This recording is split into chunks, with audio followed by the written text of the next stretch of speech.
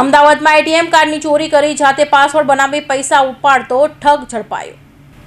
એક્ટિવાની dicky તોડી ચોરી કરતા આરોપી તો ઘણા પકડાયા હશે, પરંતુ એક એવો આરોપી ઝડપાયો કે જેને માત્ર ચોરી કરતો પરંતુ એટીએમનો પિન નંબર પણ જાણે બનાવી લેતો અને એટીએમમાંથી રૂપિયા પણ ઉપાડી લેતો। નિકોલ પોલીસે આરોપીની ધરપકડ કરી છે, જે આરોપી અગાઉ 8 જેટલા ગુનાઓમાં ઝડપાયો છે, પરંતુ તેની મોડસ ઓપરેન્ડી જાણી પોલીસ પણ ચોંકી ગઈ હતી। ત્યારે કોણ છે આરોપી અને કેવી છે તેની મોડસ ઓપરેન્ડી જોઈ કે અહેવાલમાં નિકોલ પોલીસની કસ્ટડીમાં રહેલા આરોપી નામ મોહમ્મદ નોફિલ મુંડાવાલા, જે મૂળ જમાલપુરનો રહેવાસી છે, પરંતુ અમદાવાદના અલગ અલગ વિસ્તારમાં ચોરીને અંજામ આપે છે। નોફિલ પહેલા એક્ટિવાની ડેકી તોડી તેમાંથી પર્સ અને રોકડા રકમની ચોરી કરે છે, જે બાદ પર્સમાં રહેલા આધાર કાર્ડ, એક્ટિવાનો નંબર અને જન્મ તારીખ વગેરેના આંકડા જાણી ચોરી કરેલા એટીએમ કાર્ડનો પિન નંબર બનાવી લેતો, જે નંબરના આધારે એટીએમમાં જઈ રૂપિયા ઉપાડી લેતો હતો અને આવા 2 ગુનામાં તે ફરાર હોવાથી પોલીસે તેની ધરપકડ કરી છે। સુરતમાં અત્યાર સુધીમાં કુલ 8 ગુના નોંધાયેલા છે અને જે આરોપી છે એ આવી રીતના જ ચોરીનું જ કામ કરે છે, એ સિવાય પરમેનન્ટ એનું કોઈ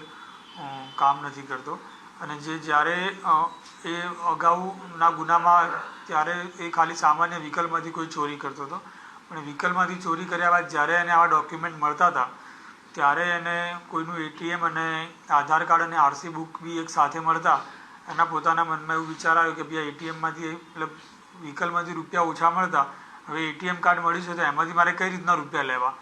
જે બાદ એ આવી રીતના જે નંબર છે નંબરનું એઝમ્પશન કરીને એટીએમમાં નાખતો હતો અને એણે ઘણા બધા એટીએમ કાર્ડમાં પ્રયત્નો કર્યા હતા, ત્યારબાદ એના ખાલી 2 એટીએમમાંથી રૂપિયા નીકળેલા હતા।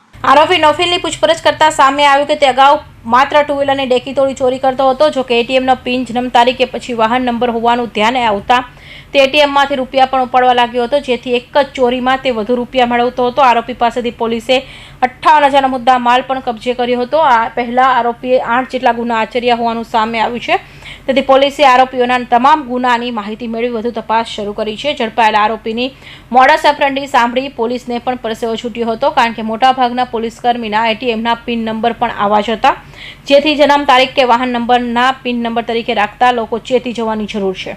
કૌશિક પટેલનો report, Hind TV news, Surat.